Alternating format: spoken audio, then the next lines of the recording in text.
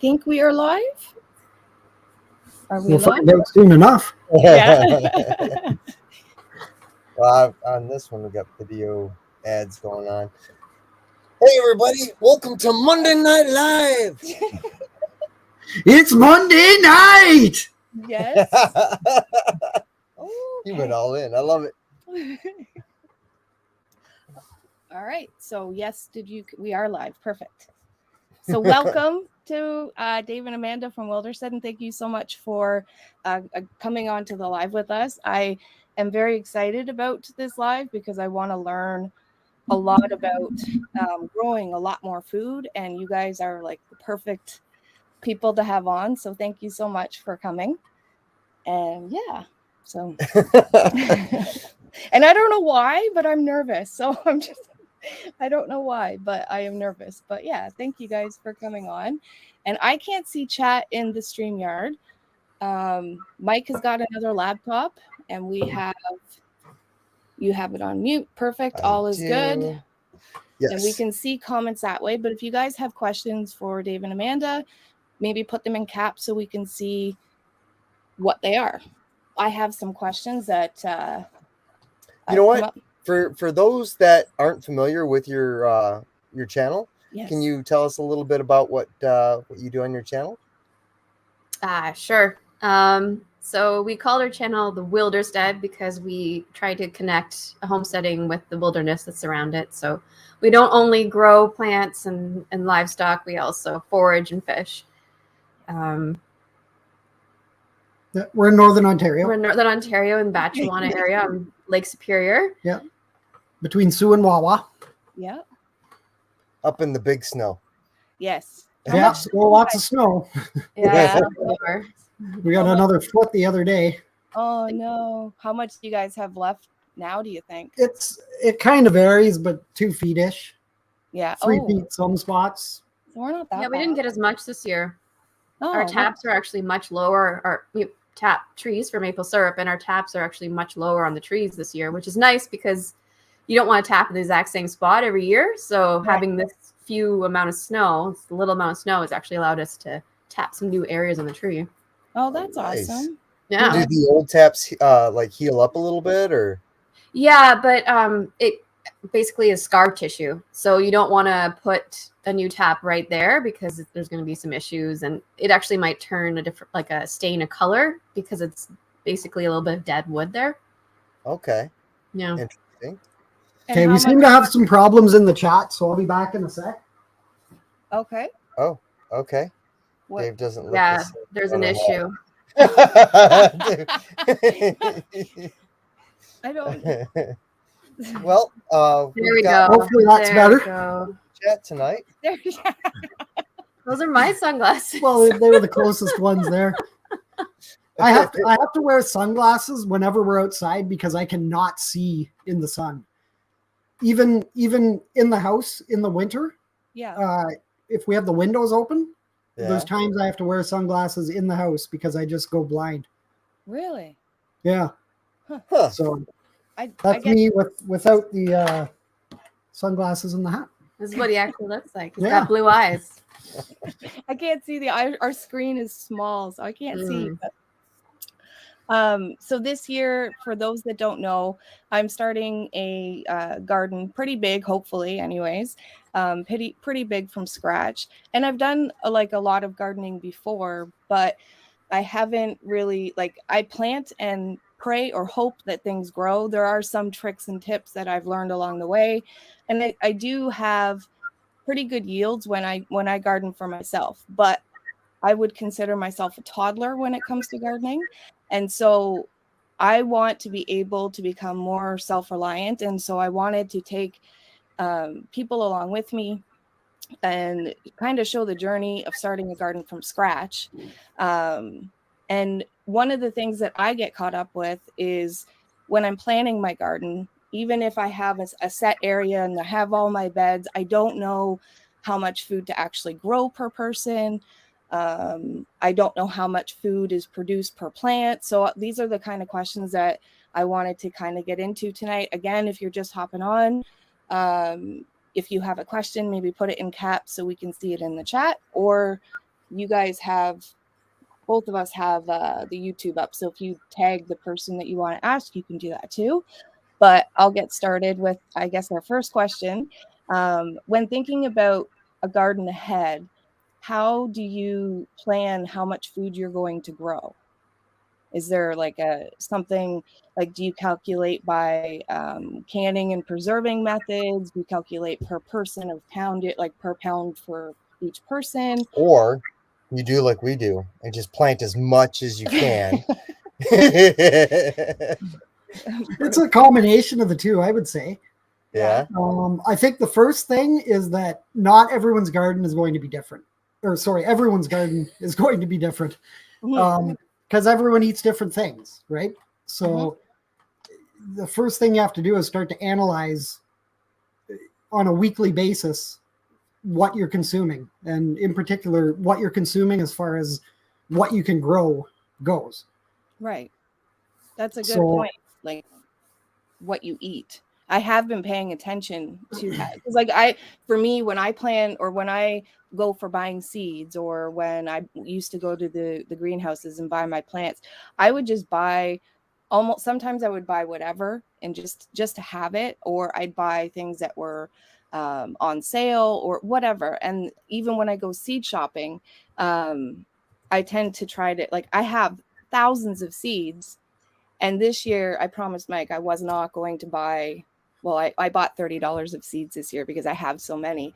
But I'm really trying to focus on what we've been eating, what I want to can. I've written a list of things that I want to can or preserve for my herbs and things like that. So is that kind of along the same lines of what you guys do? Like, you calculate your food that you want for the year, and then you base it off of what you have too already still, like, in your pantry? Or Yeah, to an extent. There's certain things that we know we can grow pretty well, and we know how much we're going to need for a year. But it's also good to think a little further out than just a year, right, when you're planning. So you definitely want to plan for that sort of thing. So, like, I'll use tomatoes as an example. We're pretty tomato heavy here. In our food, outside of condiments, just in our, like, so pasta, for example, that is going to take, you're going to need tomatoes to make pasta sauce or chili or things like that. Yeah. So we're a 2-person household. So our numbers are based on a 2-person household. So when it comes to, like, for example, one of these 1 quart or 1 liter jars, that'll usually make a pasta for the 2 of us that will give us dinner and then lunch the next day. So this takes roughly 4 pounds of tomatoes to make 1 single jar of this. Oh, wow. Wow. So if we're taking into consideration that we're going to have 1 tomato-based pasta dish per week, or 1 tomato-based dish at all. Yeah. So we need 52 jars of that. Yes. So that means we need 200 pounds. At least 200 tomatoes pounds. Just for that. That's not including, like, salsa. And so you have to start thinking a little bit ways that way. Yeah. Right. So, because I mean, a pot of chili is going to take at least that much tomato. Yeah. But that's one of our tomatoes a week. Yeah, potentially. And some weeks we'll eat more than that. Some weeks we'll eat less than that. Right. So that's where starting to analyze what you eat comes into play. Right. With that kind of thing. But yeah, I'm like you, because sometimes I'll go to the garden center and I'll see okra and I'm like, oh, I want to grow okra. And then Dave's like, do you even know what that tastes like? And I'm like, yeah, I've had it. It's like 2 years ago. It's like, yeah, we're not going to grow okra because we don't have all the garden space and we don't eat okra. If, like, we were able to develop, so we've been here for just under 5 years. So this will be our 5th summer. And where we live, there's no topsoil. So it was all scraped away. Like, I think where our open area that we have here was actually like a landing base for like a logging operation. So there's zero topsoil. There's nothing here. And in the bush, it's all trees. And here it's all a little bit of like small gravelly clay, and then there's big massive boulders. So we can't go in the ground. So we've been building everything up, and so we've had to build all our soil up from scratch or trucking it in. So we are even though we have 16 acres, we only have a small garden. And so if you're thinking about space, you have to like designate what you actually will eat. Right. That space towards that you'll eat. So we grow a lot of tomatoes and a lot of peppers. And That's so what we're doing a lot of too this year. yeah. And Yeah. kale. So Lots of kale. on our end, we're looking at annually about 100 tomato plants. Oh That we wow. plant for two people. And I mean, that seems like a lot, but that is a realistic number that we have come to over. I mean, we've been here 5 years, but we've been doing this for longer than that. I would say 8 years ish. Right. Okay, so you've taken over time and you figured out how many you need usually a year. Mm-hmm. Yeah.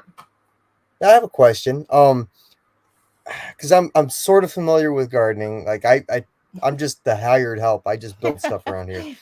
But I'm familiar enough that I know that sometimes for actual farmers, they will actually rotate crops so that it doesn't deplete the soil of one mineral. The next crop will actually put back the mineral that the previous crop took. Do you guys do that at all, or do you just keep adding fertilizer to renew the soil? Yeah. So we don't really rotate crops. We might rotate from bed to bed a little bit each year, but the same things are grown each year. Yeah. And beds are amended with our compost from the property here. One of the main reasons that we have chickens here is not eggs. It's compost. And do you let the chicken manure sit for a year? We do. Yeah. There's various arguments that say, a lot of people say I just put it straight out of the coop onto the garden, but we compost. So what we have currently from last fall, well, accumulated over last summer until the fall that has sat there. Springtime, we'll screen that and we'll spread it throughout all of the beds evenly. And then when we clean out the coop in the spring, that becomes next year's compost. Oh, wow. And that's all the shavings and all that stuff. And now that we have rabbits, the rabbits have added quite a bit as well. Yeah. The rabbits, you definitely don't need to compost. Like the manure, you definitely don't need to compost, but we just do a combination of yeah. that. Some beds we're throwing it right on. And like the rotating of the crops is really more for if you have a larger farm and you're not able to like amend the soil and stuff like that. With their small beds and stuff like that, you have a lot more control. You have a lot more control. That's so you're not really depleting an area and ruining an area. Yeah. The one thing to take into consideration though is any like disease or anything like that.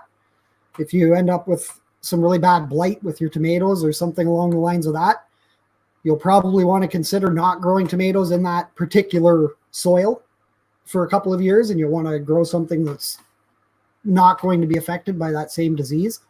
And maybe help the soil a little bit too. Right? Like there's some, because from my like with potatoes, for example, I know people have done, I don't know if you guys have done it, but do you guys plant potatoes if there's no issues? Do you plant them in the same bed year after year and just amend the soil? Or do you rotate the potatoes or? No, sometimes we do, but not for any particular reason. Yeah. Okay. Other than, it might be easier to plant them here this year. Let's try planting them here this year. Right. But our potatoes have been growing in the same bed here for I think 3 years we've had it in that bed. Yeah. And then we do potato towers too, and we do then buckets of potatoes. And do you find a difference in like the harvest that you get between buckets and beds? Like, I honestly find based on square footage, buckets yield much higher. Really? I think that's because of temperature here. So we plant them in black buckets. It's above ground. It's going to get warmer. But that might be backfire in other regions where it's, cooler. I mean, warmer. Yeah, where it's really hot and really dry. You might backfire and you might not get as many potatoes in buckets. Okay. That's good. But that is like there's a lot of things that we plant in various different methods. Mm-hmm. So even tomatoes, we'll grow some tomatoes in pots. Same with peppers, even some of our herbs grown in pots. And then, because that also allows us to move them into the greenhouse in the fall so that we can extend that fresh produce season. Yeah. And yes, we do still have Jason's rabbits. That's our breeding stock of rabbits from start from seed. Yes. Oh, okay. Someone in the chat just asked. Okay. Yeah, but I keep looking over trying to read it, but everything's going really quick tonight. And if you guys, I know, because was Marilyn. Marilyn? Was it last year that you got the rabbits, or the year 2 years before? ago? 2 years ago. What is this? 2023, fall of 2021. Okay. So yeah, about Hickory Croft had a question for Wilderstead. Do you ever get aphid issues in the greenhouse when you move things in the fall? Yes. The aphid problem we don't have in the fall. Well, no, we have it like around this time. I mean, they're in there over the winter, and which is why we, at a certain point in the winter season, clear everything out of the greenhouse and just let it freeze up. That's what we did for sure this year. Last year we tried to deal with the aphids. Then we realized it's just not worth it. It's better to just kill everything that's in there. So we still had kale growing. We still had chard growing.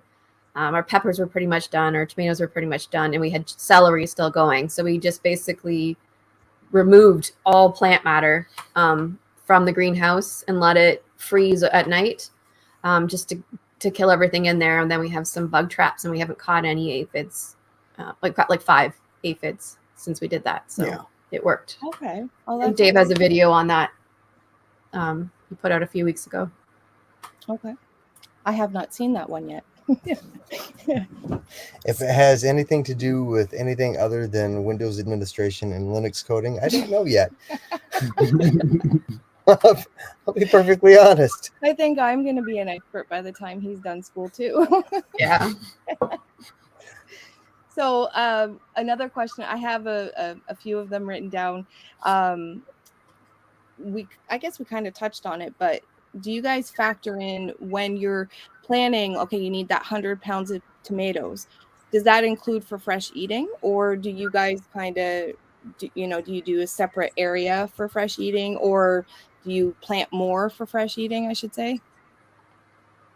It's factored into our calculations, but it's not in a separate area. We do have some tomatoes that while we plant them for canning, they're actually ideal for eating. So like beefsteak tomatoes and cherry tomatoes and stuff like that. So those are the ones that we'll be eating throughout the summer. But we still use those in the canning as well. But it's... Yeah, by the time it comes to making sauce and stuff, all of our tomatoes that are ripe at the time, everything just goes in. Okay. Yeah, because tomato plants keep like producing through the season, don't they? Well, it depends if you're growing determinate or indeterminate plants. Yeah. So most of your paste and sauce tomatoes are going to be a determinate plant that it'll set fruit. And for the most part, it will not set fruit later. Everything on the plant will ripen up, and that's kind of your harvest right there. Okay. Indeterminate plants, like most cherry tomatoes, for example, are indeterminate. So they'll just continue flowering and producing fruit until the season ends. Then they can no longer ripen up. Okay. Sean Alaska wants to know how long our growing season is. Roughly 100 days. Yeah. So our last frost moves into June. Last frost. First frost.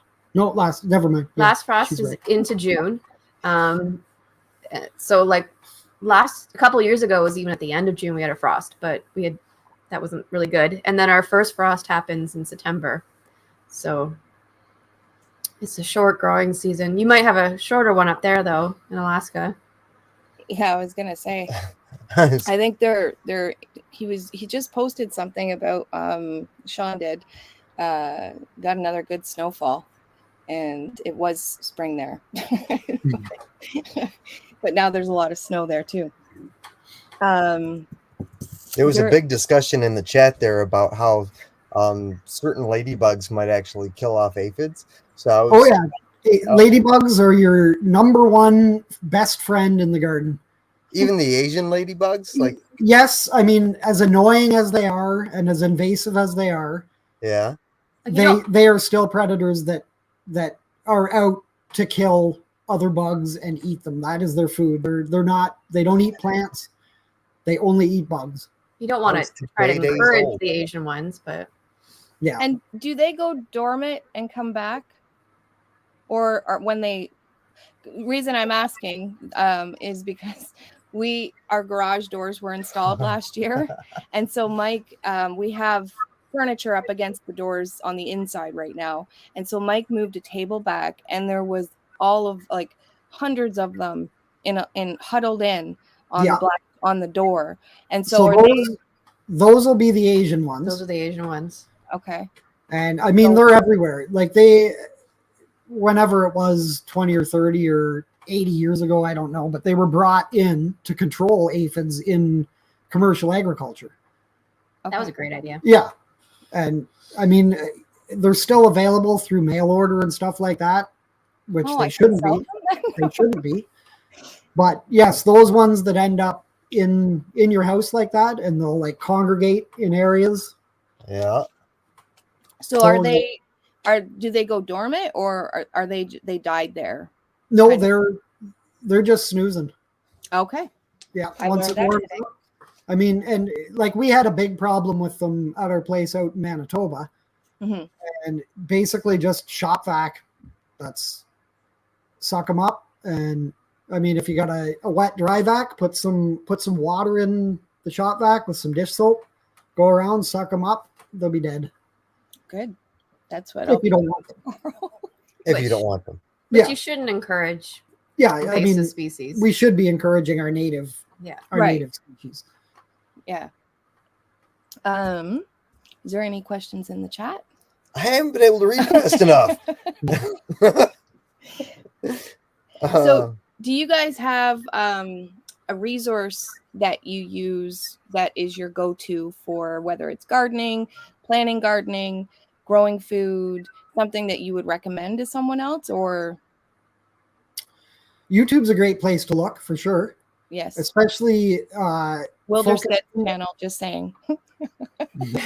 Especially focusing on channels that are in your zone, in your growing zone. I mean, but zones even don't necessarily, I don't know. Gardening zones are weird. They're essentially based on frost dates and minimal winter temperatures that perennial ornamental plants can survive.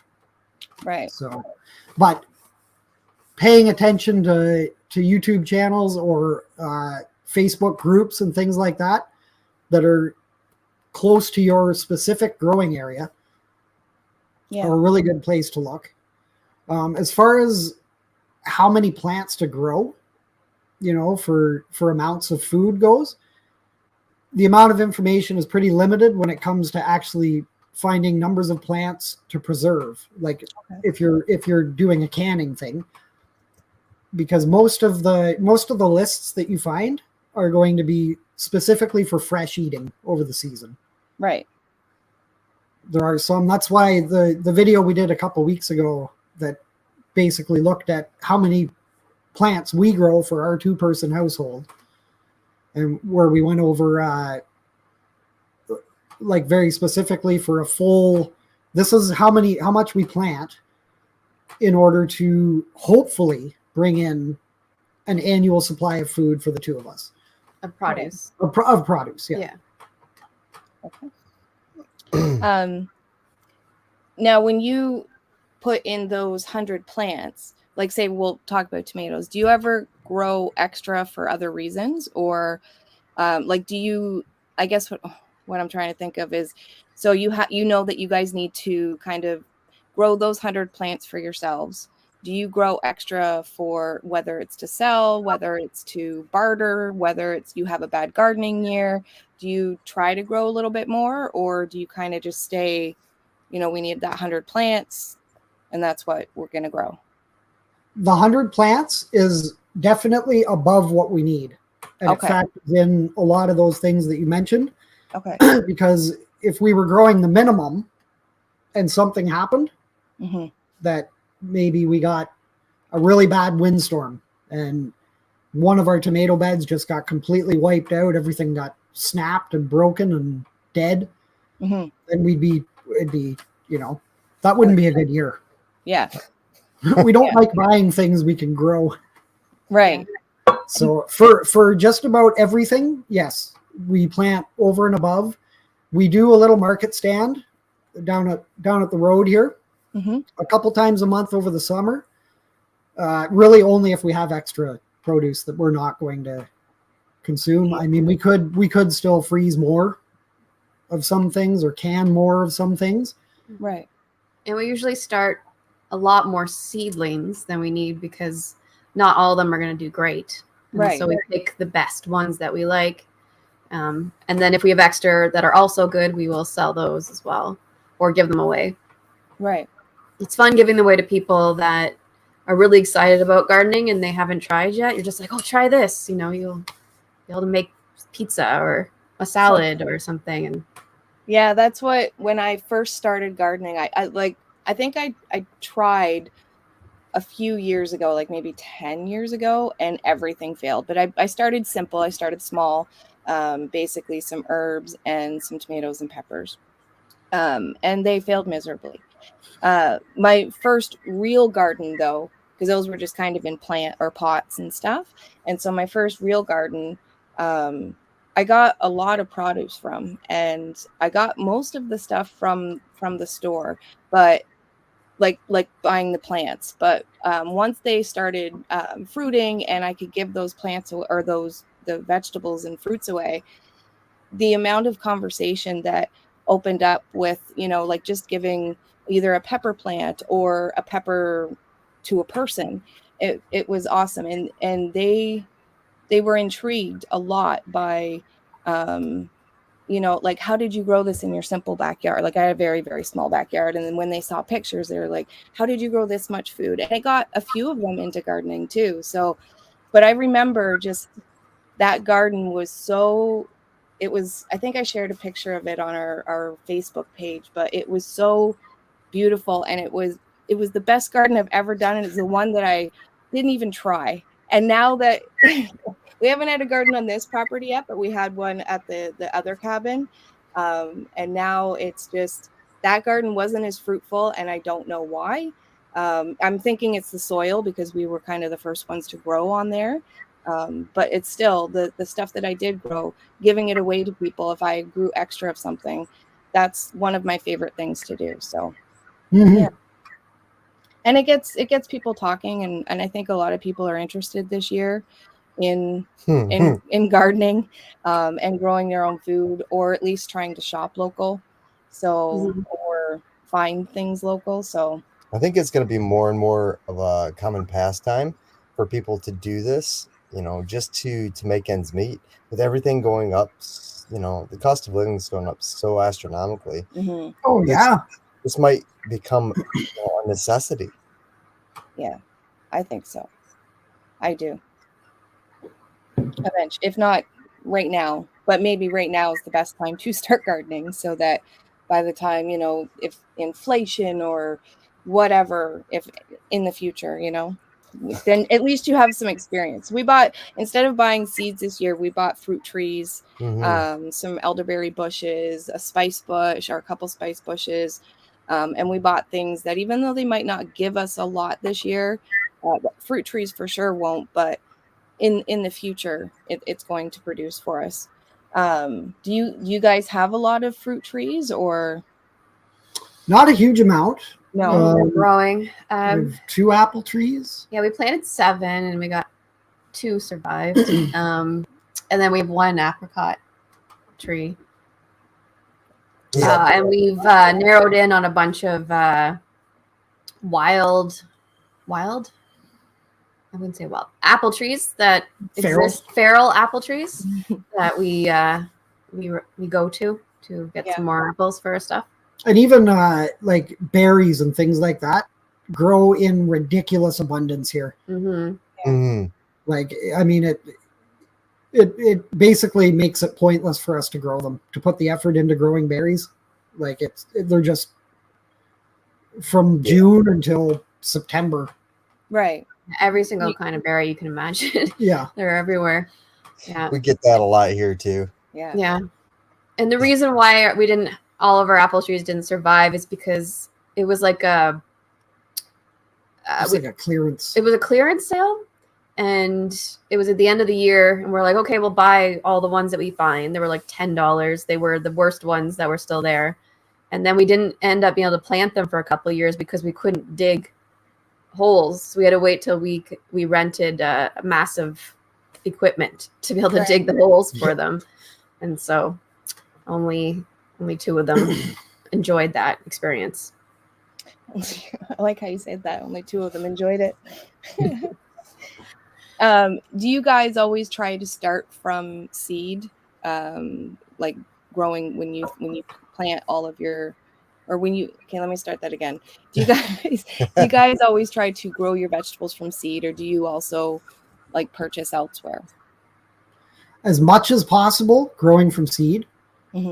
Mainly because a lot of our seed is saved, and we've been saving it for a number of years, so we know how it responds to this area here. Things like perennial herbs, for example, I prefer to buy started plants like thyme, oregano, sage, things like that, just because the effort that you're putting into starting those from seed, while we've done it plenty of times, but the return, if you're buying started plants, is much quicker. Much quicker. Established plants that are going to survive the winter with those types of plants, like perennial plants, it makes more sense in that direction of perennials. But annuals, I can't think of anything that we buy. Like seedlings. Like, well, unless it's like something that was blowout sale at the end of the year, and right, we were just like, oh, we can't not buy that or something. Yeah. But I can't even think of the last time we did that. Like we'll trade plants with friends and stuff that also start seedlings. But yeah, for the most part, we have honestly probably like 600 plants started out there right now that are moving into the greenhouse tomorrow. And then we'll be starting another 600 plants after that. Right. And yeah, so it's a lot of seeds. Have you guys started your tomatoes yet? That's this week. That's this week? Yep. I just put some seeds into soil, and they just started today and yesterday sprouting. So, yeah. Sean wanted to know how you start a fresh bed from scratch with soil. Yes. Oh, geez. There's lots of different ways you can do it. Yeah. I mean, it really depends, first of all, on the kind of ground you're working with. Well, he meant that, like, if you're starting from scratch, like we did, how did we do it? Well, we trucked in a lot of soil. Yeah. Because you need to start from somewhere. We also we scavenged as much as we could in the forest for leaves and old roots and kind of just some of the humus layer, because and rotting logs and stuff like that, to have some of that air. Like, we don't really want to do peat moss anymore because that's not really good. So if you get that humus layer from the forest, you can get some of that. What am I trying to say? What's the word I'm trying to use? The nutrients? No. Softness. I can't. Yeah. Word to the soil.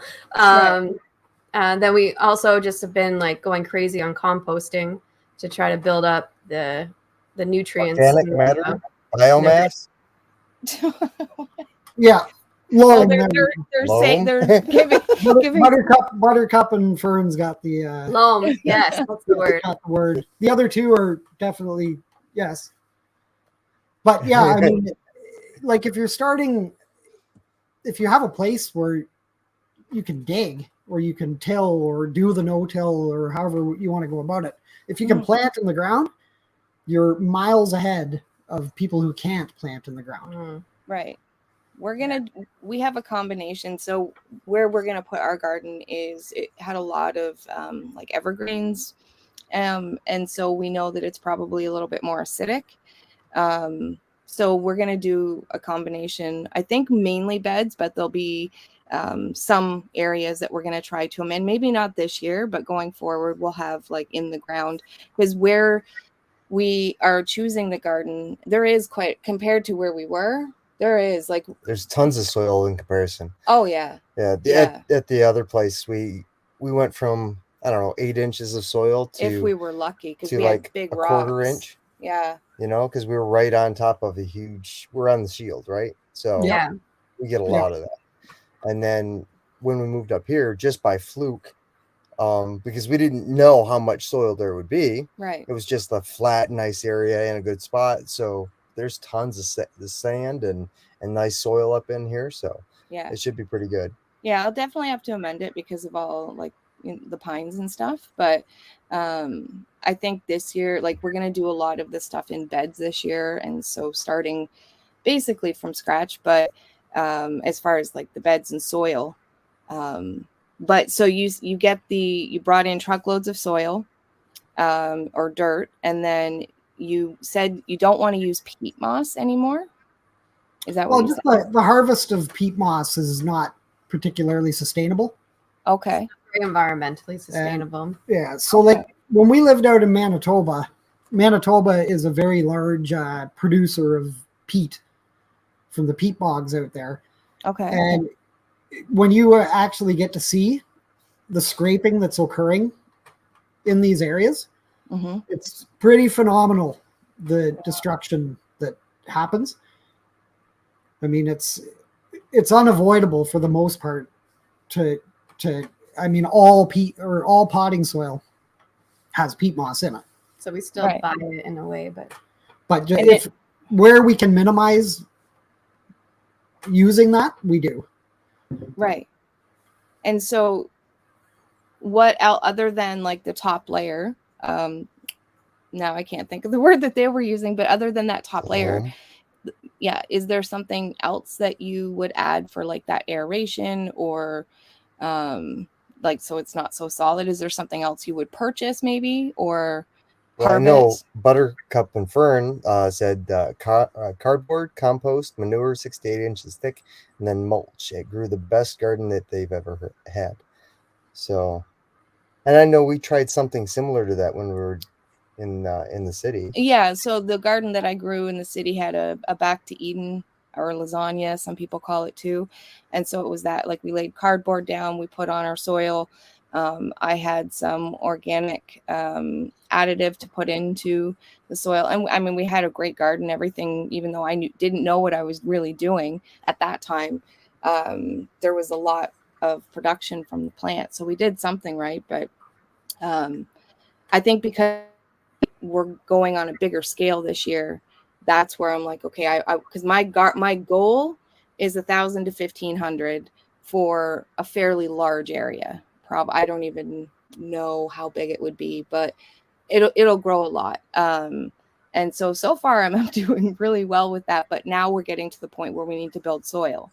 And so now we're trying to find like alternative ways, cheaper ways, but we don't also want to chintz out on that because it's important. The soil is, important. Any like horse ranches or anything like that you might have nearby, cattle, anything like that, they're always looking for places to put their shit. Like, not joking. I mean, literally. I lived on a horse ranch for a long time, and the piles, I mean, we would just sell feed bags full of horse manure. Right. At the end of the driveway, we'd sell it for $5 a bag, and it would disappear like that. Okay. So if you know anyone, just talk to them. Ask them if you can get rid of some of it for them. We do know a couple people. We do. We do. That'll be nice. Yeah, and so with both manure from horse, cow, those ones you definitely have to let age. For horse, is it the same? I know for cow you do, but for horse, yeah. Horse, no. I mean, it can be top dressed with horse. Cattle, yeah, you'll want to compost it, but you can compost it in your beds. I mean, Really? cattle and horse are both going to compost very quickly. Yeah. Okay. So because you guys are starting from scratch, Right. you might want to start some areas with fresh manure in it. Don't plant it this year. Just get the bed ready for next year. Okay. And do that with various areas. Or just piles if you don't want to waste the space or the wood. Yeah. Just Because we make big do have piles. we do have some of our goat manure still, and then we still have, like, we had put it in one big pile because I remember, like, when the fox got the chickens, we're like, okay, well, we don't have those anymore for right now. Hopefully we'll get them back this year. But the goat manure and the chicken manure, because we gave the goats to another home, and so we put all of it into one pile. And I made Mike scrape it all up, and I'm like, nope, we're going to use that for the garden. So it should be nice and good, but we still do need a little bit more. And then also we need to find some soil to truck in, I would say. Yes. Yeah. And then with all the trees that have come down, whether it be by us or the storm we had last year, we have all of like some rotting material that we can put in, and some that we can also put on the bottom of the beds too. My biggest hurdle is going to be getting the backhoe up there because Yeah. I want to dig out a bunch of the stumps. And Mhm. last year I tried to get it up there at a couple times. It was inopportune, so I got it stuck in the mud. Mhm. Yeah. So yeah, that ought to be fun to try and get up there and do. Yeah. So what's the one plant that you would say or it doesn't even have to be one, what would be the most nutritional dense? So if someone's going to plant for production and they want it for, storage, whether they can it or dehydrate it or whatever, is there one plant? And that's such a hard question because I can think of a few, but is there one plant that you always grow that, like, for nutrition wise, I guess I don't know how to. Like for calorie density, that would Yeah. probably be potatoes. They would have Potato. the most calories per, like, the produce that you get out of it. We Yeah. also like squash and pumpkins, like from just one plant, you can get so much volume. Mhm. That's another thing that we plant every year. Kale, we keep on saying kale because kale is just, you can't kill kale. Like if you do, like you could just grow so much kale from one plant. We had kale growing in the greenhouse. Mhm. And you know how we said we got rid of everything in the greenhouse? We stripped all the leaves off of it, pulled it out of the ground, and it is growing again because we just put it back in a pot, and we've had like 3 harvests already from this Oh, kale wow. plant. Just in the house here. It's just It's just sitting in a pot. sitting in the window in a pot. That's pretty crazy. So it's just so resilient, kale, and it's delicious. I don't know why people hate kale so much, but it's just Maybe really they good. don't massage it. They don't massage the They kale. don't massage it. They should. Sing to it. It helps. Yes. You guys joking? You're pulling my leg, right? I wouldn't know. No, massaging. Yes. No. Because kale is a little bit tougher, and so if you massage it, I'm not lying. Not when it's growing. No, she means like after you've harvested it. Oh, no, I'm not okay. gonna Down the fibers. imagine that was part of gardening. Come on, little kale. Come on, you can do it. Yeah, we have special massage oil for our kale plants and some relaxing music so they can chill out, not be as rough. And tough. Okay. Yeah. Why they keep coming back for more. We do grow a lot of kale, Yeah. and we freeze a lot of kale every year. Yeah. One way we really like to do is those mini muffin trays. Yeah. Like the little tiny holes. We blanch the kale and then squeeze all the water out and put them in the mini muffin trays, and then you have a frozen puck of kale that you can just grab a couple pucks out for your recipes in the winter. Huh. That's So a you good add it to idea. soups and do you add it to stews Stir or fry, stews, my eggs in the morning. Peanut butter Anywhere you kale. put spinach in, you can use it like that. Oh, or peanut butter kale, which is delicious. Oh, I haven't seen that yet. That Do sounds you good. guys get wild leeks up there where you Ramps. are? What ramps? Yeah. Not in huge amounts, but yes. On the island, St. Joe's Island, which is 45 minutes from here, there's a ton, but it's mainly private property there, so you kind of have to know somebody. Yeah. Up here, it's not as abundant, but if you have some, like there's some spots that have some good slopes and the right conditions that you can find some. But it's been in this area. It's been unfortunately pretty much eradicated. Oh, Commercial There's harvests there's years fields in ago. that area. I didn't even know what it was until we moved up here, and one of the neighbors like took us out to pick some, and it's like the combination of the two most favorite foods I have, like garlic and onions. Yeah, It's I know. great. I grew up. Every spring we'd have some good wild leek feeds, and yeah, Nice. yeah, Kind of love it. jealous now.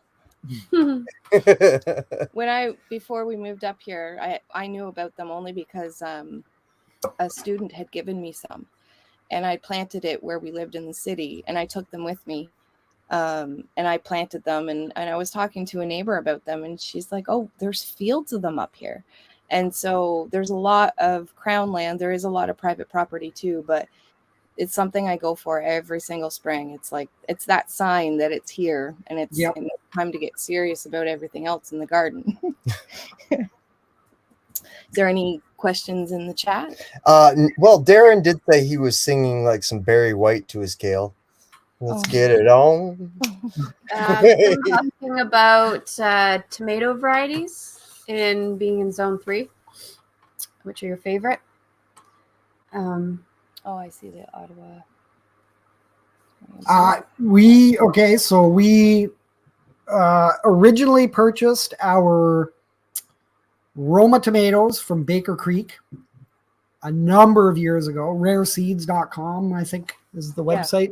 A number of years ago, and have not bought those ever again because we've just been saving seeds. Seeds. The Amish paste variety that we grow originally came from Jason at Start From Seed. Mm-hmm. And again, that's something that we've just been continually saving seeds from. Same with our cherry tomatoes, which are a yellow cherry tomato. We grow a tie-dye as our slicing tomato for like tomato sandwiches and stuff like that. I can't remember. We got it from someone in Manitoba. No, I think that was Baker Creek Yeah? seeds as well. Yeah. Yeah. I think so. Okay. While we were in Manitoba. But it's been so many years since we bought seeds because we're settled on what we grow, Right. because they produce for us and they consistently produce. I have no idea what other varieties are even out there. I'm not a tomato geek. I didn't even know half the varieties you started talking about it. I'm like, okay. Like we have a friend in Sault Ste. Marie who sent us some seeds, like 10 varieties. He's a tomato geek. He grows like 100 varieties of tomatoes every year, just one plant of each variety or 2 plants. And so he sent us a bunch that we're going to grow out one of each this year and see what they are, more just for fun. But we might find something that we really like. And by saving seeds, essentially that means you found a plant that will ripen within your growing season. So you're basically selecting for plants that are going to do well within your growing season because they have to be ripe for the seeds to be viable. Right. So when we first started growing here, we had a lot more green tomatoes at the end of the year than we do now. We still have a lot of green tomatoes because it is such a short season, but I would say it's gone down every year about how many green tomatoes we have left at the end of the year because we're selecting for these the genetics that are faster growing. And more than half of our tomato and pepper plants also grow in our hoop house. Yeah, we grow them in our hoop house, and that extends the season on both ends. If we didn't have that, I mean, It's total game changer. Oh yeah. Yeah. You have Yeah. to have it. Even if you just make small ones over top of your plants, like it just I think we have some videos showing just the difference in the plants that are in the hoop house versus the ones, the same variety, the same seeds planted just outside, like 2 meters away. Just the difference is astounding. Just it's so much warmer because it's cool here. Yeah. And we don't need to harvest them until like sometimes December. Yeah. Because There's of the been years that we're still harvesting tomatoes and peppers in the hoop house in December. Really? Mm-hmm. Well, you should see the harvest that Xavier gets because he's in California. Oh, well, that's because he's in California. Yeah. He alone out there, he gets tons of Mhm. tomatoes. Yeah, and when you're in warmer climates, you don't even have to plant as many plants because they get so much bigger and you can They more just- productive and stuff. Yeah. Right. I think one of my favorite slicer tomatoes, and I just found it a couple of years ago through my neighbor, is it's an orange tomato. It's called Amana. I don't know if you've ever. Yep. That one, I grew up on toasted tomato sandwiches, and that one, I have to say, brings me back to like when my grandma used to make, or my mom used to make us toasted tomatoes. Even though it's orange, it's a really good one. It grows really well up here. My neighbor's been growing it for a while. And then this year, the new one that I'm starting, I actually discovered through Marileen, Little Homestead by the Beach, is the long keeper tomato. And I think I messaged Amanda about it. Did I tell you about it? No, I didn't. I told my somebody else, another gardening person. But the long keeper tomato, you grow them and you pick them when they're green, and they last until February, March. I think she just had a sandwich not too long ago with some of her tomatoes from her garden. Oh. And so I'm going to try that this year. If it grows in her area, it should grow in our area just fine too. And then I'm growing like the paste tomatoes or the Roma tomatoes this year. I know they had said the Ottawa Valley, and so the comment that was up above. So those are the ones that and there's one that I just got from my gardener. It's called the 42-day tomato. And so it's a cherry tomato, and I'm going to try that this year too. Yeah, cherry tomatoes are good because they're so fast. Yeah. They're one of the first tomatoes you'll get. Yeah. Crucy Does Gardening had a question for everybody. For Hickorycroft. Where was it that you got all of your raspberry plants the other year? Oh, that was for Hickorycroft, no?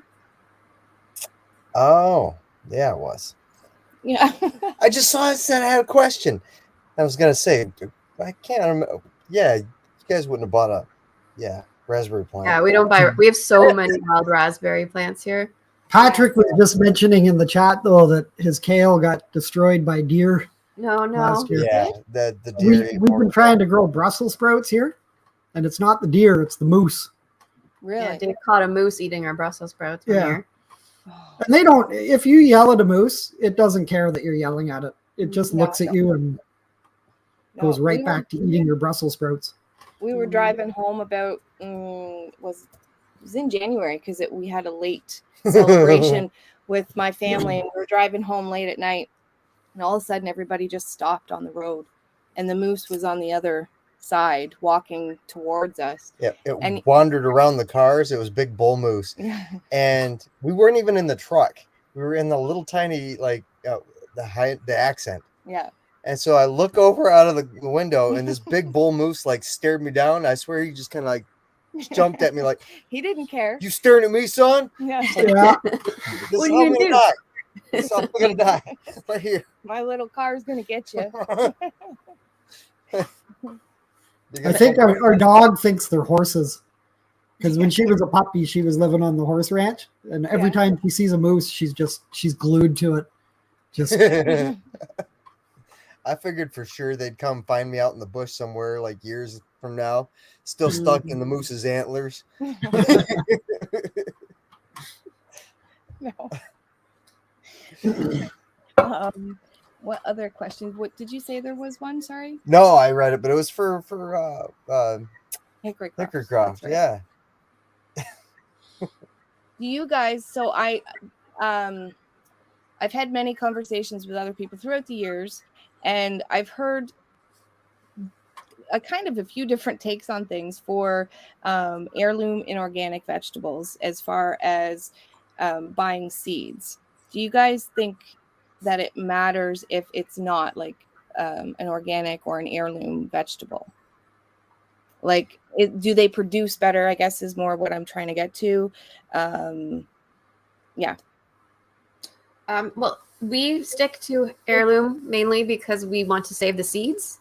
Mhm. And when you have heirloom varieties, then you know what you're going to get from it.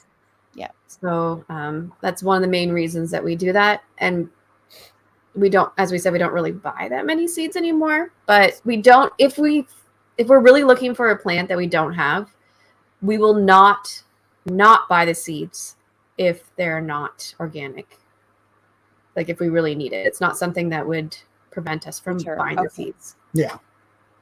Yeah, I think that's kind of because I've heard, multiple or different people say different things, and it's kind of the way I guess the way I see it too is I'm trying like I think all of my seeds, except for the exception of a couple, I've gotten from heirloom and organic. But I've heard different people say, like it matters, it doesn't matter. And Okay, I think so I'm curious. I want to know now. okay. What's the difference? Like I know what GMO is. Like obviously that's going to be different because it's already genetically modified. But what's the difference between an organic and non-organic? Honestly, when it's the production of the seed itself. So the efforts that went into producing that seed were less detrimental to the environment than non-organic. Okay. Methods. Like they didn't use pesticides, things Right. like They that. used pesticides, but they were organic Based, yeah. organic approved pesticides. So the seed that you grow from either an organic or a non-organic plant, Yeah. the crop that you grow is not going to be different. Like it's more the I guess you could say social respect to the environment if you're buying organic certified seed. Okay. So you're just promoting like healthy practices in the world. Yeah. Okay. With GMO, there's virtually nothing available to the average gardener that is GMO. There's nothing. I mean, GMO is trademark seed that is basically big ag is growing GMO seed, and they're signing contracts. Yeah, and a lot of our plant varieties don't even come in GMO. Like there's only a few types of plants that actually have GMO varieties available. And again, it's not available to us. So it's a kind of a marketing ploy when you see that on your seedling packs, your seed packs. Kind of like gluten-free, like it would say gluten-free. Yeah, gluten-free tomatoes. Yeah. Because you really can't get that kind of seed. And I'm kind of on the edge. Don't agree exactly with Dave about organic, because it isn't necessarily better for the environment. It just follows a set of rules that are specified by the organic industry. There's some research that says some of the pesticides and the herbicides that the organic industry uses are old school and aren't necessarily as good, especially if you're doing it in a broader, like if you're buying organic from a massive producer, it might not actually be better for the environment than some of your or for the people producing that, or for the people producing it than some of your non-organic produce. So makes sense. It's a toss-up. You kind of have to look a little bit further than just organic. So it's like, what do you mean by organic? Like, what does that mean to your farm? And so when it's just thrown out there just as organic, you have to be like, okay, so what does that mean? And so it's a lot hard to deduce that, usually from the information that you're provided. I had heard a long time ago that all corn we know nowadays, well, most of it is genetically modified, because the original corn wasn't really edible. The vast majority of corn that is grown for big ag is GMO. 100%. But what he's saying is like the original corn was Well- not as edible as the corn we're eating now. So that's not genetically modified in the terms of what they use that term now, but all of our food crops are essentially modified genetically through breeding programs like kale, broccoli, cauliflower, cabbage, Brussels sprouts. They all came from the same plant, the original plant. Really? We've just bred them out. We just bred out. Oh, we like the flowering body, so that's the broccoli. Oh, we like the leaves more. That's the kale. We like the tight head. That's the cabbage. So they're all from one single wild plant that's in the start. But then you take a country like Mexico and various other Central and South American countries where GMO corn is banned to protect the diversity of corn in those countries where corn originated. Really? Yeah, to stop the pollution of the diversity of the corn plant where it's actually native. Yeah, because the seeds do so well, you're going to get hybridization with your native varieties, and so you don't want these massive monocultures of these corn there that will reduce the diversity of your corn varieties that they have there. Yeah, for sure. It's interesting. I didn't know, like, especially about the cauliflower and broccoli. And I did not know that. That's cool. When it comes to this type of stuff, I'm like, I don't know anything. So she far surpassed me and all this stuff. Like I said, I just walk around and fix stuff that breaks around here. That's my role. Mike, cut down that tree. Mike, make me a garden bed. Mike, you're going to be working in the garden this year, just saying. Dave's mainly the gardener here, and he has more gardening experience, like more background. And I'm more like the Mike. I'm like, what do you want me to do now? Yeah. And then I learn information along the way. So everything I know about gardening, I basically learned from Dave or from reading or. Yeah. Right. I got a young start though. Like on my grandparents' farm when I was really young, like, I mean, child labor probably is what I was. By today's standards anyway. But, and then I started working in greenhouses, which was pretty cool. I actually worked in one summer on a greenhouse down the street from him before we knew each other, like in our early 20s. Yeah. But I was working in the annual section, so that doesn't teach me a lot about vegetable gardening. But. So have you both always liked gardening and have been interested in it, or? So my mom had and always will have tons of flower gardens. So I grew up with that, but no, I would say, Dave, you have. Yeah. The food stuff, for growing food. Yeah. It's always been, I can't think of a summer in my life that I recall that I didn't have at least one food plant of some sort growing. Often in my like late teens and in that zone, it was like really hot peppers that would you would have a bite of the pepper and your face would fry off. But I can't remember a year that I did not grow food. Really. Huh. I don't know. Because I know, well, like, who is it? Somebody in the Gear Gridiron, I think. Gear Gridden said gardening is my alone time. And I know, like, I used to get overwhelmed being in the city and stuff, and I would just need to get out.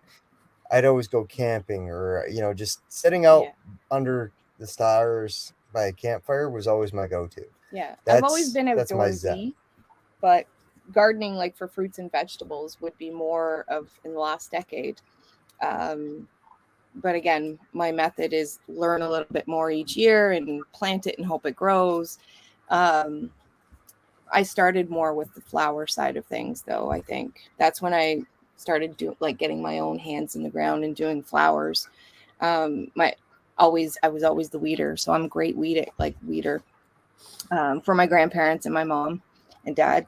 So, but yeah, this year I'm going to change that. Let's see. What other questions did I have? Is there any more? Let's see. Angie won 100 jars of cowboy crack this year. Yes, Dave. Yes, we do. Yes. I got one right here for you. Yeah. Oh, I went out. Go, oh, Becca. I went out to. so good. Yeah. I had purchased some. Do you guys have any on your website now? No, we I don't didn't. think we have any listed on there now. No. We could probably make arrangements to send you a jar or two because there's at least a dozen, maybe 2 dozen jars here. I know okay, so we had to break down because we didn't have the garden going on. We went and bought a bunch of jalapenos. Yeah. Just to make it. Yeah.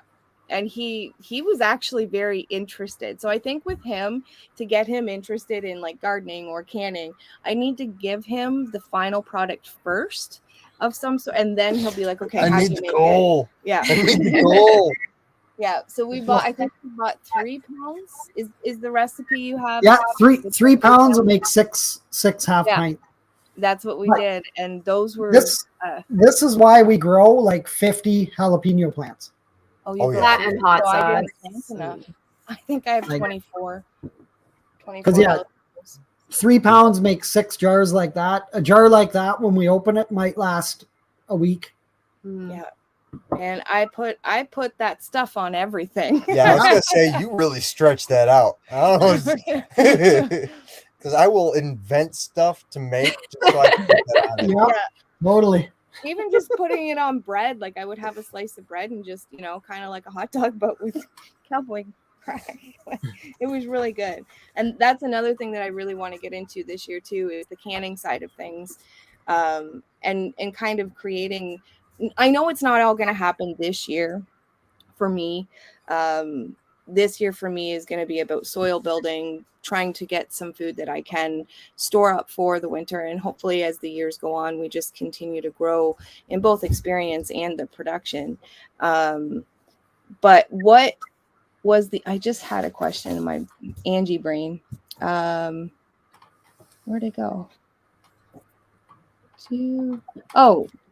I think we kind of already touched on this one, but do you purposely grow food, like certain foods, every other year so you don't have to grow it every year? That was another question. We grow everything every year. Yeah. And I mean, the main reason for that is that if I don't grow it this year, expecting to grow it next year, and it fails next year, it's true. Then so everything that we grow every year. Yeah. And also it sounds counterintuitive. It's because we don't have a lot of storage. So we don't have room to store 2 years worth of something and then still have a year's worth of something else available to us. Well, so we are working on more like pantry space, but like we don't have a basement here because we're on the shield and we're on these massive boulders. They built the house on top, like it's not dug down. So we don't have as much of the cold storage as we would love to have here. Do you guys have a video out for canning meat at all? I know somebody in the... we have fish. Yeah, I think the only meat canning that we have is trout and salmon that we catch. I think. I don't think we did. We can chicken all the time. Because sometimes when you raise chicken that you let to run around and have fun, their legs are not as tender as the chicken that just sit in one spot and don't do anything. So I find their legs can be a little bit more tough. Yeah, the opposite of tender. And so we can those, not all of them, but we can a whole bunch of them, and then they just fall off the bone. Like they're just so awesome. And then you have like a ready meal. Like if you haven't planned on cooking and it's something going to take forever, you just grab one of the cans of the chicken legs and make something with that. But we do can a lot of chilies and stews and stuff like that. So cabbage roll casserole is a good one that we can. So basically all the ingredients for cabbage roll, but chopped up, and then you can that, and then you have a meal right away. And is there a video out on that one? Sorry, do you guys have a video out on that one? I don't think. No. No. We should. because I like that is one thing I know. Like I want to grow some cabbage for fresh eating, and I know he wants me to can some cabbage, so for sauerkraut. But now I love cabbage rolls, so but now I have something else to grow with that. Sauerkraut. Yeah, we can sauerkraut, and we also just it's coleslaw essentially. It's just cabbage with a vinegar. It's a vinegar dressing. Okay. Coleslaw. Yeah. And so if you're missing out on the creamy one, you just kind of drain it and put mayo in it. But can up coleslaw. Yep. It's really good. Okay. And you guys have made pepper jelly, yeah? Yeah, we've made pepper jelly. What's really easy to do with that is use crab apples as your base because there's got a lot of pectin in them. Yeah. Oh, so you don't need to buy pectin. Year, right? Yeah. Yeah, you can make your own pectin with apples if you wanted. And crab apples have way more than regular apples. And we have a few of those trees up here. And I don't know, like our wild apple, it's not a crab apple, but in the woods, there's a few crab apples, and then there's also lots everywhere because there's so much crown, right? So yeah. And yeah, explosives. That would be nice. Do you want to come here and help us with that, the Mud Broker? Mud Broker said there's the storage problem can be solved with high explosives. There are no problems that can't be solved with correct application of high explosives. And we've been loving the frying pan that we won on your channel from the Mud Broker. Yeah, oh yes, the cast iron. Mm-hmm. And you let Mud Broker know that, or I will, that Mike just told me tonight that the hinges did come. Yes. Yeah. So he sent hinges. They came. You have to forgive me. This is we're winding down in my semester, so I got 2.5 weeks left of class left. So this week alone, I had 8 projects that were due, and I got another one tonight that I almost got done, but like it's just cram session. So, and if it's not school, my mind is just like not with it. Homestead Aquarius did ask, when does growing season start for you guys up here? It's already begun. Outside, we don't plant till the second week of June. Yeah, that's unless we're planting in the hoop house. Yeah, that's the same with us. We made when we were on the property and we had that long stretch of garden. We had put stuff in the ground, I think the first week of June, and we had a very hard frost in, I think it was like June 14th or 15th or something. And I remember that. Yeah. And I think most people in Ontario, they say plant May 2-4, but not here. Not if you're in the part of Ontario that's way bigger than the rest of that little part of Ontario. Yeah, I could have, I would plant the cooler crops, like somewhere in the middle to May 2-4. But then after that, like when I lived in near Toronto, after that, it would be probably near the end of May when I was down. Yeah, I heard it was a north of 7 thing. Anything north of 7? Highway 7. We'll start planting radish and things like that outside as soon as the snow's gone. But we've got probably 3 weeks minimum before the snow's gone. Well, shoot, it was -1 this morning and a blizzard on the way in, and it was 10 degrees on the way home. Yeah. Welcome to Canada. Yeah. That's pretty much it. Somebody should make up their mind what's going on, because I know the line on the ice roads on the way in. Yeah, but we'll set up cold frames and stuff to grow some early season stuff.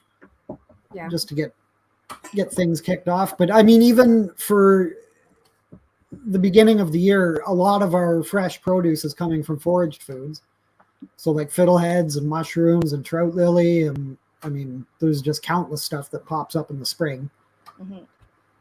So you like fiddleheads? We Absolutely. Tried them.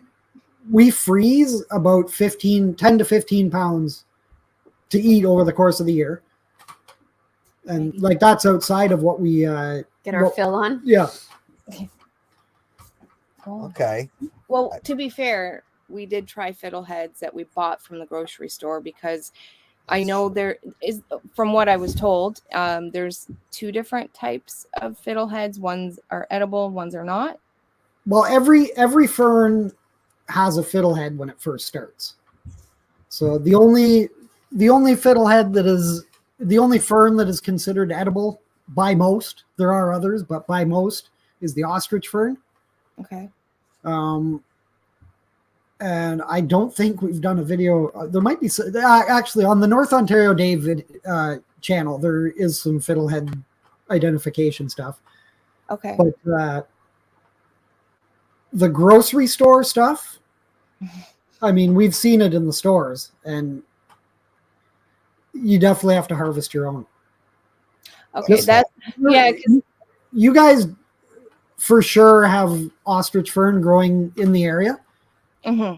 Just send some pictures our way, and I mean, it's if you know what you're looking for, there's no mistaking it. Yeah. Okay. I'll have to take a look on the internet and find some pictures, because I know what ferns are, and I know we got tons and tons of ferns Yeah, up we here. have a lot. A lot of it has to do with the shape of the stalk at the bottom of it and the hairs on it, and it's just, yeah, it's pretty obvious when you look at it. Okay. And now, is there a certain way to cook it? Well, Health Canada recommends boiling it for like 3 hours or something. No, just joking. I think it's like 20 minutes or something. Yeah. I would recommend boiling it for like 5 minutes and then frying it until it reaches your, but that's only me saying that. Yes. Always look into everybody. I'm not the government. The government tells people what to do. But you're still here to talk about it. That's right. After what he personally does. 43 years of eating them, I'm still here. I just tried a couple years, well, maybe 3 years ago, another springtime thing, the morel mushrooms. Yep. I can't, yes, they are. I can't, because of the texture, I can't eat mushrooms, but I forced myself to try them because I do love the smell and the taste of mushrooms, but it's the texture for me. And with those ones, I'm like, I hope I find tons of them, because those ones, they are so yummy, and they're another springtime indicator. But yeah, we fried some up. We did both, like butter fry and then battered. And the battered, the battered wasn't very good, but the butter fried was was like really good. Yeah, that's our preference too, is just butter garlic. Yeah. Butter. Well, wild leeks if you got them, and Mm-hmm. morels, leeks, fiddleheads, brook trout. Boom, you got a feast right there. And some trout lily. They're still early. Yeah. That's another thing that I really like about you guys too, is that you you not only grow, but you forage, you do your own maple syrup, which we're going to do again sometime in the next couple of years. But and you fish, like you guys, how much? I know you said on your video for the gardening challenge that you haven't actually weighed all of your food. Do you have an idea though how much you produce every year? No clue, honestly. That was part of like what the cool thing was going to be about doing this, the getting into the community and doing the challenge, because we get to a point where we do start weighing things when we're bringing stuff in, but then it gets to the point where you're bringing, hundreds of pounds of tomatoes in like daily, and it's just, so we could probably estimate, based on how many jars of tomatoes, at least how much of it we preserve every year. But we never weigh things that we eat, which sometimes it feels so silly. Like we're growing sprouts because we need something green and fresh other than our kale. And it's just like weighing 19 grams of sprouts. That's mostly just to bug John though, because he doesn't like grams. Yeah. But he did say we could weigh it in Celsius and centimeters. So. Yeah.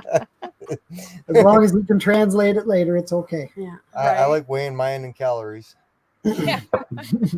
That's Jason from Start From Seed. He did that one year. He basically planned his garden around, I am a man that eats this many calories calories a day. This is how many calories I eat a year.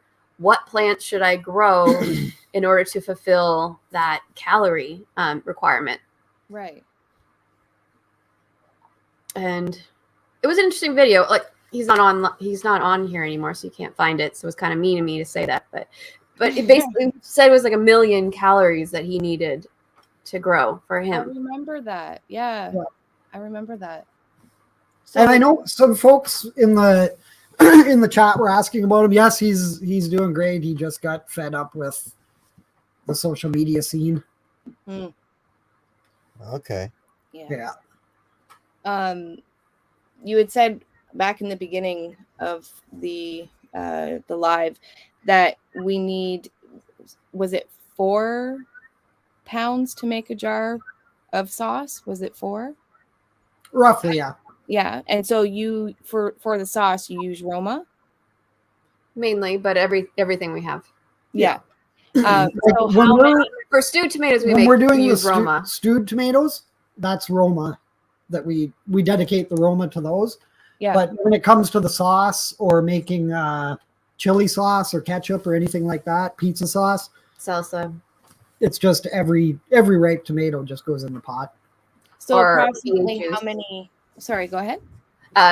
The cherry tomatoes are really good for V8 juice. Makes a sweeter V8 juice.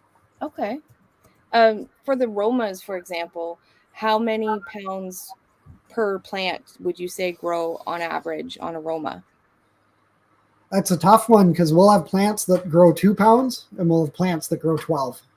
Wow. So And it's there's very nothing you're doing different in between the two. It's just they'll grow side by side. Oh.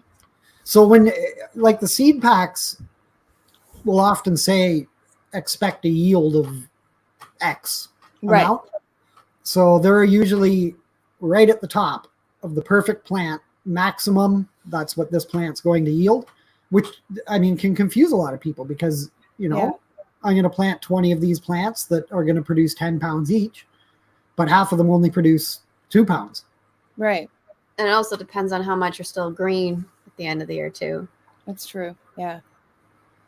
Hmm. I think I pretty much went through most of my questions. Other than for in the garden, do you have some methods for like pest control other than like do you add things or whether it be netting or something that you would actually put in the soil for like pests and disease that are more on the natural side instead of like somebody buying I can't think of the name because I don't ever buy them, like Roundup or something like that. Pretty much what we use is diatomaceous earth and neem and vegetable oil-based sprays, whether that be purchased or homemade. There's no chemical inputs here, that's for sure. Yeah, I know. Yeah, and I won't either. I mean it's We're growing loofahs this year for the first time, Hickory Farm. Yay! Really? Yeah. For the first time? Have you Our started? first time. Have you grown them before? Yeah, for our first time. Have you started them yet? Yep. Awesome. When I didn't get them to grow up here, that was mainly, I think, because of the soil. But back when we lived in the city, I grew my first loofahs, and I did have to pick them green, and I did have to dry them out in home.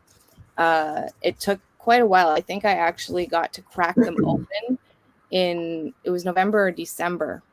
And so it took quite a while. I did rotate them. They were in well-ventilated areas, but a lot of them did mush. So the longer, they would probably do really well in a hoop house, especially up here. But back when I lived in Oshawa, I grew them, and I still have some of the loofahs. They're kind of cool.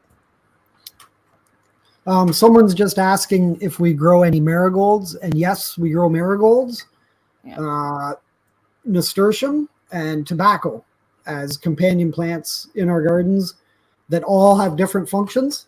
The marigolds help with the soil, and they'll help add things to the soil that will potentially kill any nematodes or other soil-borne pests that might occur in there. Yeah. All three of these plants also attract ladybugs, which Really? are good friends in your garden. So you Same said with praying mantis, very good friend in your garden. tobacco, marigolds, and what was the other one? Nasturtium. Nasturtium, which I have all three. What's a nasturtium? It's that flower that I grew where it's peppery tasting. Mm-hmm. Oh, yeah, okay. Yeah. And it's Huh.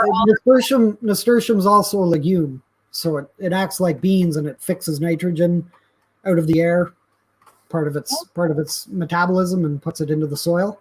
Yeah. Oh, that's cool. Yeah. I think I have 2 or 3 varieties, and I just got I can't remember the name of it, but it's like a pink one.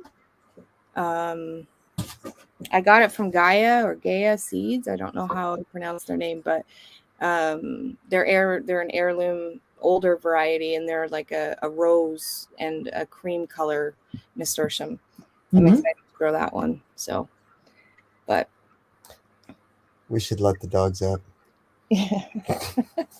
well, before we go, I just want to make sure nobody else has any questions. I I think think I went actually. through. Did you see? Because I thought I saw one a little bit up. Okay, I'll take a look. Is there anything? Okay, no. Here's the final question.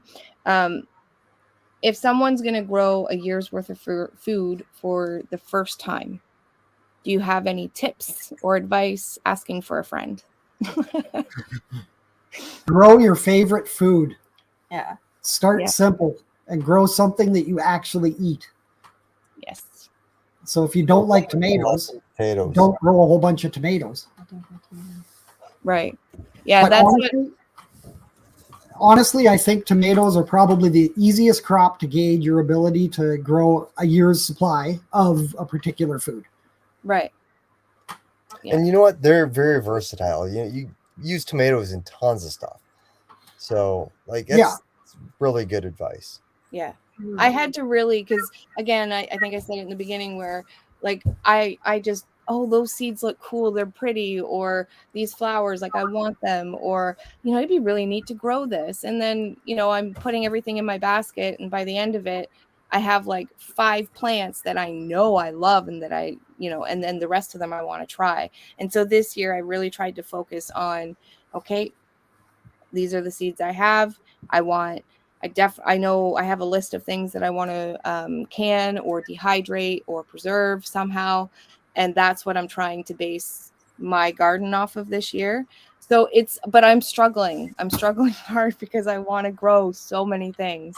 And it's almost like I want it all done at once, but I also know it's not going to be all done at once. It's just, I'm struggling, but I'm doing that advice. So that was one of the hardest things when we made the move from Manitoba to here, because in Manitoba, the garden areas were fully established. Yeah, they're massive.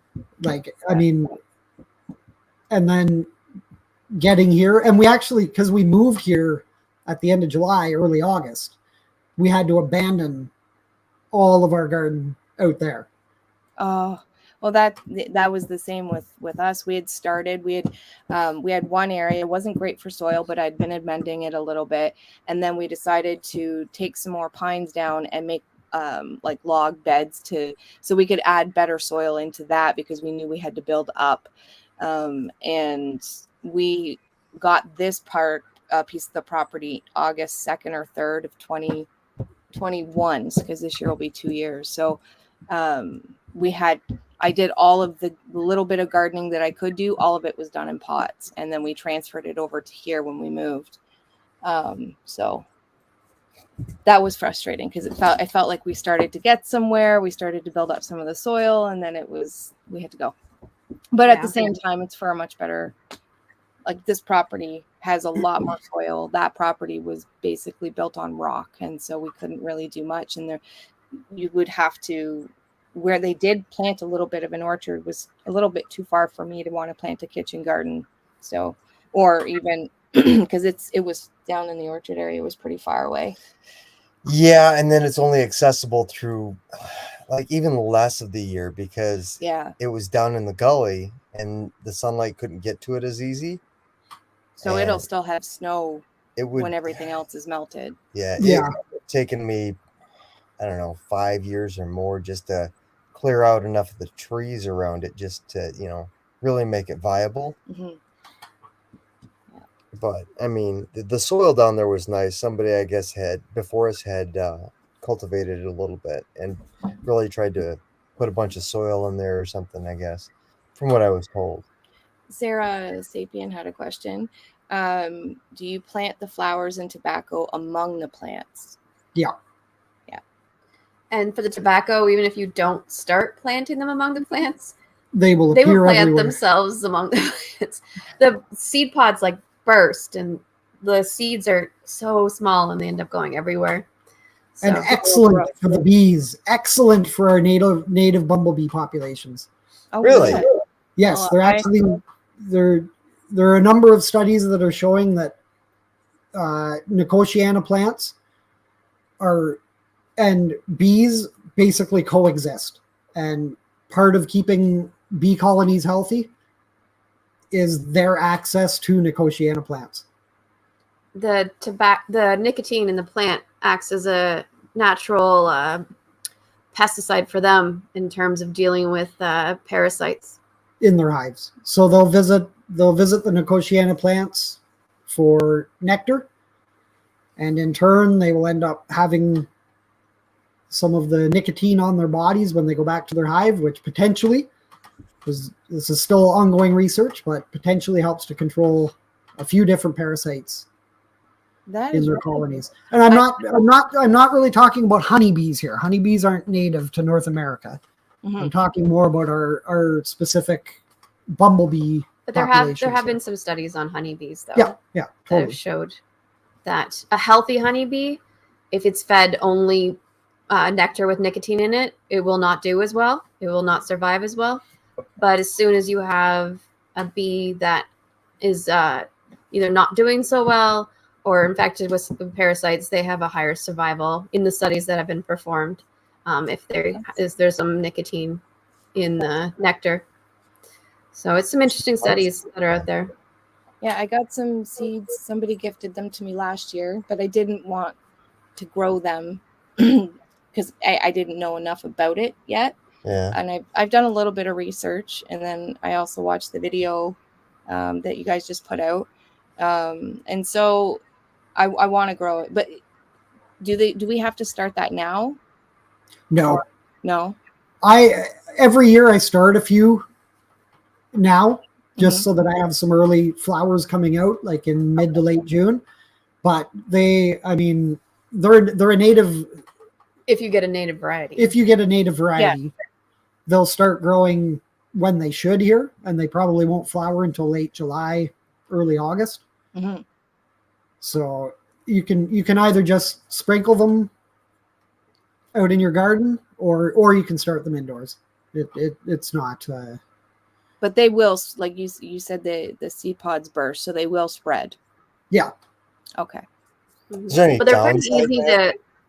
they're pretty easy to notice. So if they are growing, like if you want to weed them out of your garden, that's fine. Okay. Like it's easy to know. They don't look like many other plants. At least I don't find they look like. Well, some of the ornamental varieties are hard to distinguish as tobacco plants. Mm-hmm. But I mean, if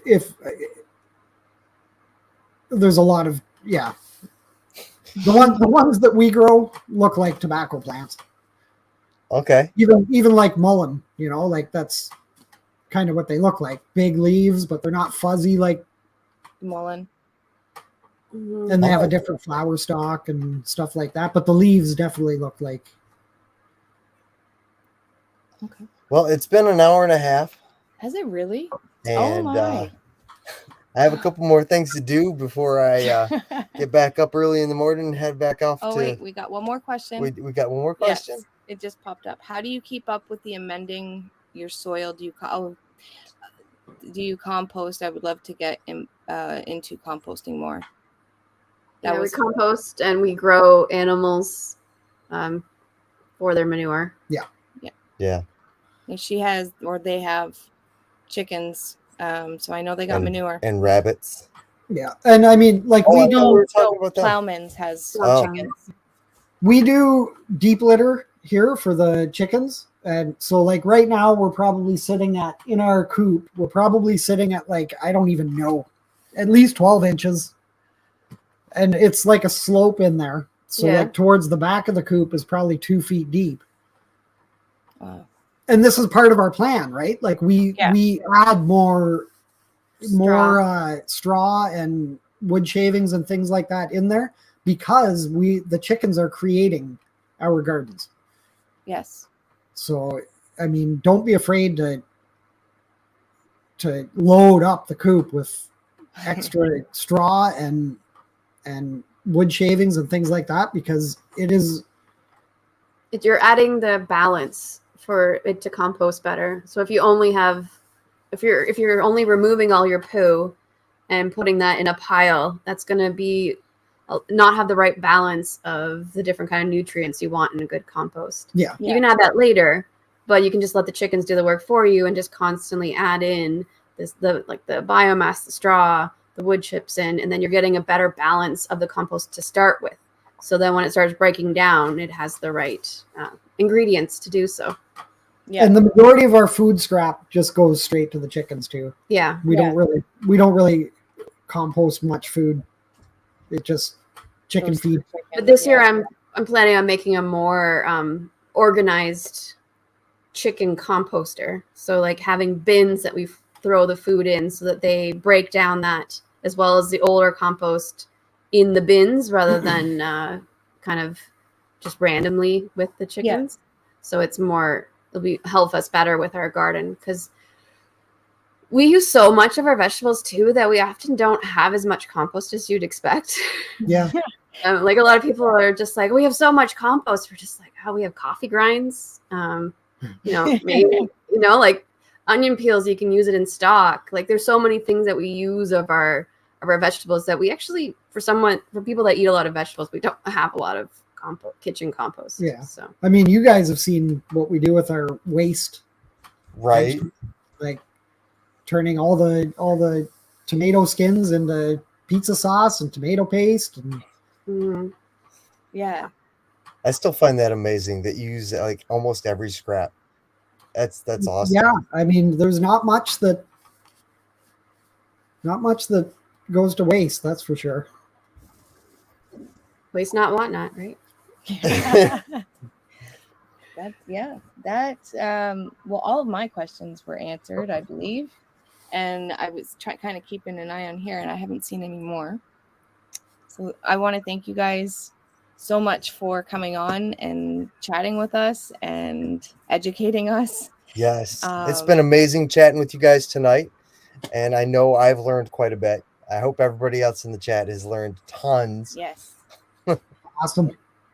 All right, guys. Well, I'll just end the broadcast and everybody have a great night. Okay, you guys in the chat, you're cut off. Now we're going to talk about the real stuff. Yep. Have a good night, guys. Bye.